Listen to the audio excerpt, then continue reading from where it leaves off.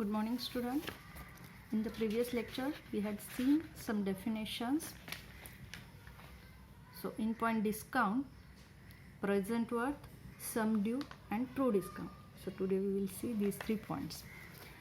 So, before that, see one example. Person A sells goods to person B on credit of 3 months with 10% interest. देखो, अगर person ए जो है वो अगर good cell कर रहा है पर्सन बी को, लेकिन क्या कर रहा है, वो कैश नहीं दे रहा है, तो क्या कर रहा है, क्रेडिट पे वो गुड सेल कर रहा है. क्रेडिट कितना दिया है, 3 मंथ्स का. मतलब पर्सन बी पर्सन ए को आफ्टर 3 मंथ्स उसका जो अमाउंट है वो लौटाएगा. लेकिन वो कैसे लौटाएगा, अगर वो गुड 1000 रुपीज़ का है तो 3 मंथ के बाद उसके ऊपर 10% इंटरेस्ट लगेगा और फिर 10% इंटरेस्ट जो है वो ₹25 होगा. तो पर्सन बी को 3 मंथ के बाद कितना लौटाना है, ₹1025. तो ये जो 25 क्या है, तो 10% इंटरेस्ट होगा 3 मंथ्स के लिए 1000 रुपीज़ के ऊपर. तो ये जो 25 रुपीज़ है वो आएगा interest which is denoted as true discount. ये इनिशियल अमाउंट जो है principal which is called as present worth PW, और 3 मंथ्स के बाद विथ इंटरेस्ट जो अमाउंट लौटानी है पर्सन बी को वो आएगा सम ड्यू SD. एग्जाम्पल समझ में आ गया. पर्सन ए पर्सन बी को क्रेडिट पे 3 मंथ के लिए गुड सेल कर रहा है जो कि 1000 रुपीज़ का है. अभी उस गुड की प्राइस है 1000 रुपीज़, लेकिन 3 मंथ के बाद जो पर्सन बी को लौटानी है वो होगी 1025. तो ये जो 25 है वो इंटरेस्ट है, मतलब ट्रू डिस्काउंट. और ये जो अमाउंट उसको लौटानी है which is denoted as sum due SD, और initial amount present worth PW. Now see the definition of present worth. Present worth is the principal, the amount of cash today that is equivalent in value to the payment to be received in the future. मतलब आज की जो price है और 3 month के बाद वो जो लौटाने वाला है वो अमाउंट है जो कि उसे फ्यूचर में मिलने वाली है, तो वो दोनों अमाउंट इक्विवेलेंट रहेंगी. Sum due, the total sum of money due for the purchase of good और service that must be paid by the set due date. तो सम ड्यू क्या है, तो उसको जो बाद में फ्यूचर में जो अमाउंट लौटानी है तो वो होगी सम ड्यू विथ इंटरेस्ट. और थर्ड क्या दिया है, true discount. The true discount is the interest on the present worth at the given rate of interest for the given period. तो जो रेट ऑफ इंटरेस्ट है गिवन पीरियड के लिए, तो वो उसके ऊपर इंटरेस्ट फाइंड आउट करेगा प्रेजेंट वर्थ के ऊपर, तो वो हो जाएगा ट्रू डिस्काउंट. तो यहाँ पे ब्रैकेट में दिया है मैंने, TD is the simple interest on PW for the unexpired period. तो इन 3 डेफिनेशन का यूज़ करके आज हम एग्जाम्पल सॉल्व करेंगे. अब इसमें देखो नोटेशन दिया है, PW means present worth, SD means sum due, FV means face value, TD true discount. बाकी के हम नेक्स्ट लेक्चर में देखेंगे. तो ये इनिशियल से इसके. Now see the formulas. SD का एक फॉर्मूला है PW प्लस TD. SD मतलब हमें क्या है, बाद में फ्यूचर में जो अमाउंट मिलने वाली है वो सम ड्यू. तो सम ड्यू कैसे फाइंड आउट करते हैं, प्रेजेंट वर्थ आज की वैल्यू प्लस इंटरेस्ट. तो present worth plus true discount दोनों की एडिशन करोगे तो आपको सम ड्यू मिल जाएगा. ट्रू डिस्काउंट कैसे फाइंड आउट करते हैं, तो जैसे हम इंटरेस्ट फाइंड आउट करते हैं, इंटरेस्ट का फॉर्मूला क्या था, P into N into R/100. Same वैसे ही यहाँ पे आपको true discount equal to PW present worth into N into R/100. तो कई बार क्या होता है, हमें सम ड्यू फाइंड आउट करना पड़ता है, लेकिन वहाँ पे ट्रू डिस्काउंट नहीं दिया जाता, सिर्फ प्रेजेंट वर्थ दिया होगा. तो उस वक्त क्या करना है, आपको ये ट्रू डिस्काउंट का फॉर्मूला यहाँ पे पुट करो. तो पहली टर्म PW में मिलेगी आपको, दूसरी टर्म भी PW में मिलेगी. तो दोनों में से PW को कॉमन निकालोगे तो आपको एक और नया यहाँ पे फॉर्मूला मिल जाएगा. तो पहले टर्म में से PW कॉमन निकालोगे तो 1 मिलेगा, और दूसरी टर्म TD का जो फॉर्मूला ये पुट करने के बाद PW को कॉमन निकालोगे तो N इंटू R/100 मिल जाएगा. मैंने क्या किया यहाँ पे, इसी फॉर्मूला में TD की जगह पे ये फॉर्मूला पुट किया और उन दोनों में से PW को कॉमन निकाला, तो ये एक और फॉर्मूला बन गया। तो ये आप डायरेक्ट लिखोगे तो भी चलेगा, या फिर वहाँ पे आप ये कैलकुलेट करके लिखो तो भी चलेगा। Now see some examples in exercise 1.2. First example, what is the present worth of a sum of rupees 10,920 due 6 months hence at 8% per annum simple interest? तो क्वेश्चन ठीक से रीड करना है, थ्योरेटिकल क्वेश्चन है। What is the present worth, that means यहाँ पे हमें PW find out करना है। A sum of rupees, that means this is the sum due, SD. So SD equal to rupees 10,920 due 6 months, that means period n equal to 6 months। तो ये जो period दिया है आपको वो मंथ्स में दिया है, और हमें जो फॉर्मूला में चाहिए वो ईयर्स में चाहिए। तो सबसे पहले इस मंथ को हमें ईयर में कन्वर्ट करना है। सो 6/12 करोगे तो वो ईयर में कन्वर्ट हो जाएगा, that means half year. And R means rate of interest, जो कि आपको दिया है 8% पर एनम। अब फाइंड आउट हमें करना है PW, आपको दिया है SD, तो SD दिया है, PW फाइंड आउट करना है। तो जो मैंने सेकेंड फॉर्मूला बताया था, SD का फॉर्मूला हमें पता है PW प्लस TD, लेकिन TD नहीं दिया है, सिर्फ PW दिया है। तो यहाँ पे हमें PW फाइंड आउट करना है, SD दिया है। तो हम क्या करेंगे, TD का फॉर्मूला जो है PW का वो यहाँ पे पुट करते हैं। उसके बाद PW को कॉमन निकालो, तो यहाँ पे रह गया 1 और यहाँ पे रह गया n इंटू R/100, ठीक है। तो अगर आप ये कैलकुलेशन नहीं लिखते हो, डायरेक्ट ये फॉर्मूला लिखोगे तो भी चलेगा। तो यहाँ पे हम सेकेंड फॉर्मूला यूज़ कर रहे हैं SD का। Now we know that SD equal to 10,920, PW find out करना है 1 plus n is equal to half R 8/100। तो यहाँ पे सिंप्लीफाई करेंगे तो 2 से 8 को डिवाइड करेंगे 4 मिल जाएगा। सो PW 1 प्लस 4/100, तो 4 से 100 को भी डिवाइड कर सकते हैं, तो हमें मिल जाएगा यहाँ पे PW 1 plus 1/25। We know that 25 4 ज़ा 100। अब यहाँ पे क्रॉस मल्टीप्लिकेशन कर दो तो आपको मिल जाएगा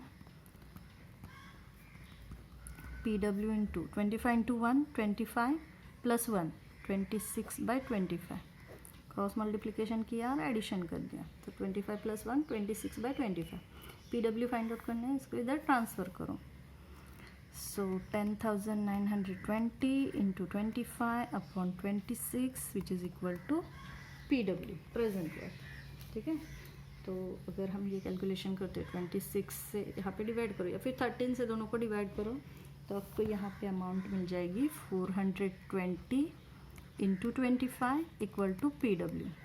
now the multiplication of these two numbers we will get here PW which is equal to 10,500। तो यहाँ पे हमने क्या फाइंड आउट किया, प्रेजेंट वर्थ।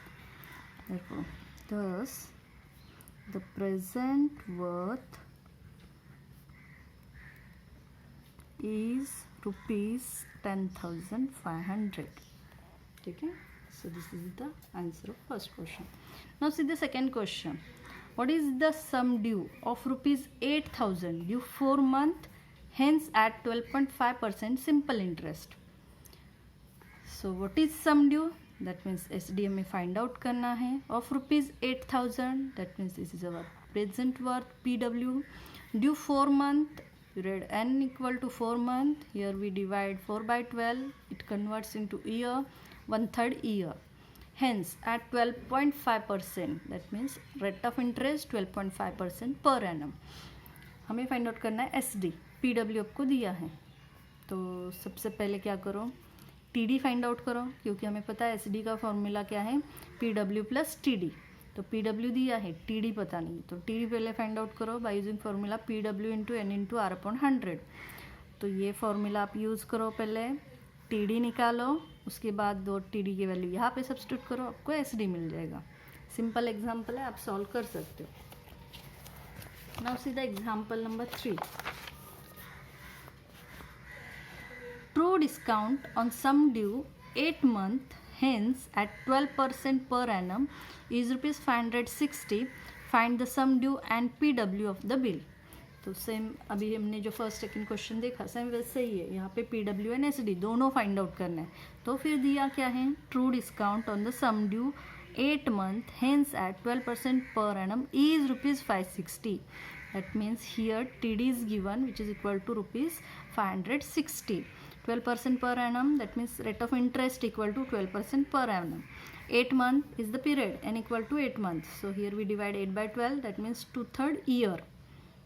तो R दिया है, N दिया है, TD दिया है. तो TD दिया है मतलब आप TD का फॉर्मूला यूज़ करके PW निकाल सकते हो, और PW मिल गया तो SD का फॉर्मूला यूज़ करके आप यहाँ पे SD पे फाइंड आउट कर सकते हो. TD ऑलरेडी दिया है, PW आप यहाँ पे फाइंड आउट करेंगे, दोनों की एडिशन करो, आपको सम ड्यू मिल जाएगा. ये भी सिंपल क्वेश्चन है, आपको सॉल्व करना है. Now see the example number 4. The true discount on a sum is 3/8 of the sum due at 12% per annum. Find the period of the bill. True discount on a sum is 3/8 of sum due. तो ये जो first sentence है इसका use करके मैंने यहाँ पे लिखा TD equal to 3/8 of SD. Find out क्या करना है, period of the bill. That means आपको यहाँ पे N फाइंड आउट करना है. R दिया है 12% per annum. N find out करना है. सो पहले हम इसे एक्सप्लेन करते हैं. 3/8, 8 को इधर ट्रांसफ़र करो, मल्टीप्लाई हो जाएगा. 8 TD equal to 3 SD. So here we write in place of SD equal to PW plus TD. This is the formula of SD. तो 3 से अंदर मल्टीप्लाई करो तो 3 PW 3 TD. 3 TD को इधर ट्रांसफ़र करो. 8 TD minus 3 TD equal to 3 PW.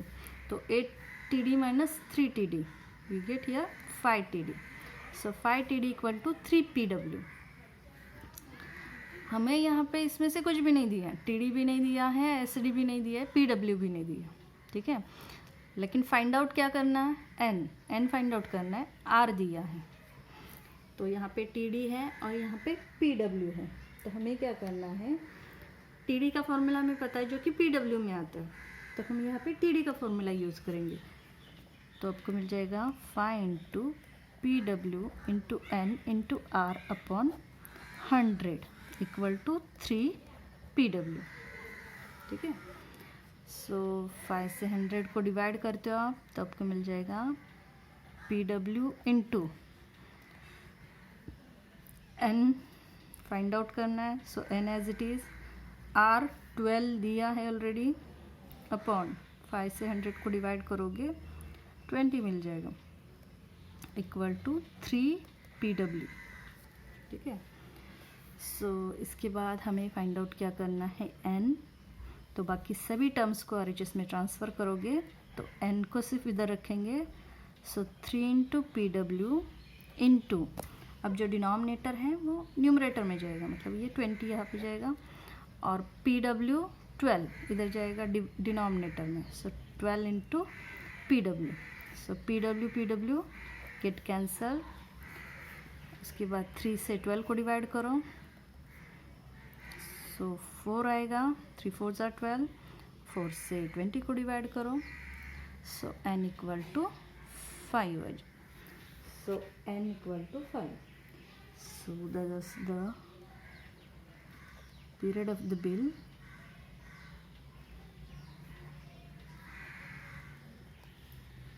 is 5 years.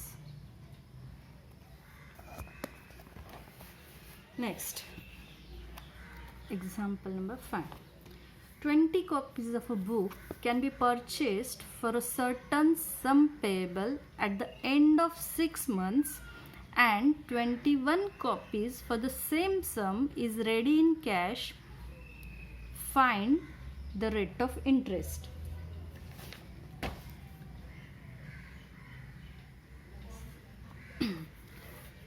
तो यहाँ पे क्या दिया है देखो, क्वेश्चन को ठीक से रीड करोगे तो यहाँ पे आपको क्या दिया है, 20 कॉपीज़ ऑफ अ बुक.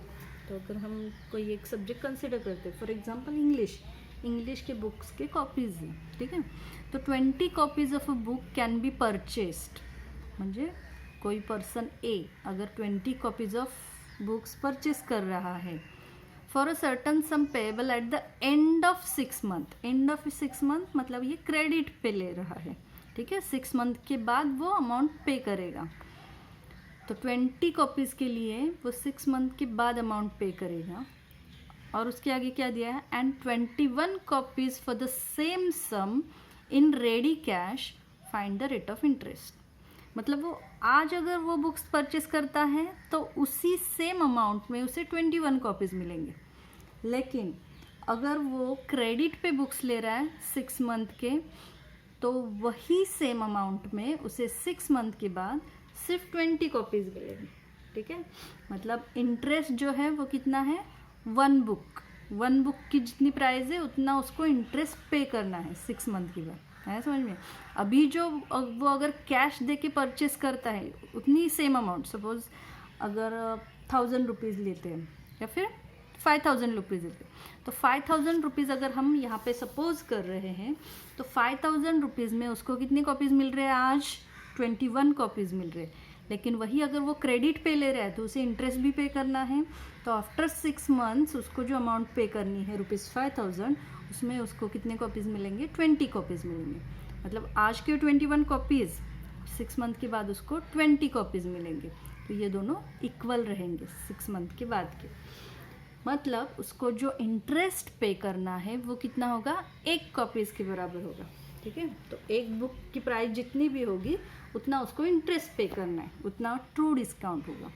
तो हमें तो कॉपी की प्राइस पता नहीं है, बस आपको इतना ही दिया है 20 कॉपीज़ एंड 6 मंथ के बाद और 6 मंथ के पहले। आज अगर वो कैश में वो पे कर रहा है तो उसे 21 कॉपीज़ मिलेंगे।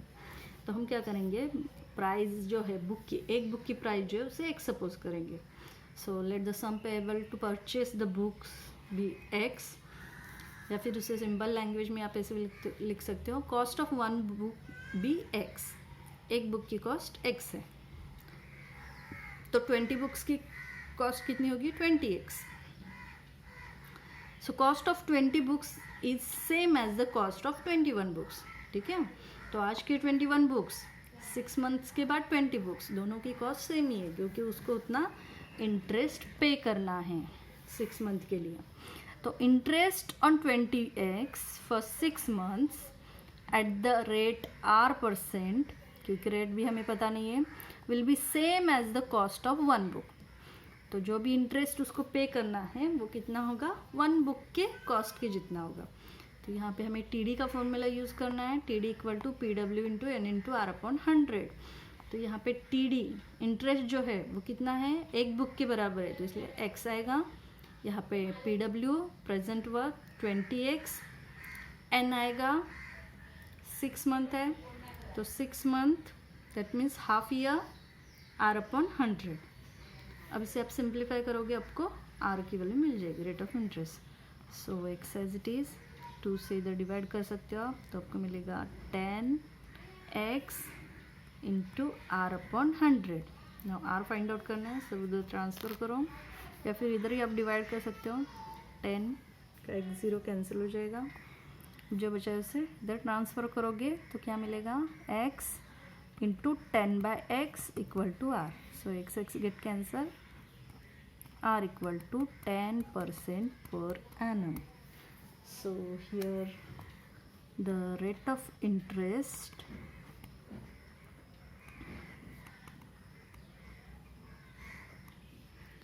is 10% per annum.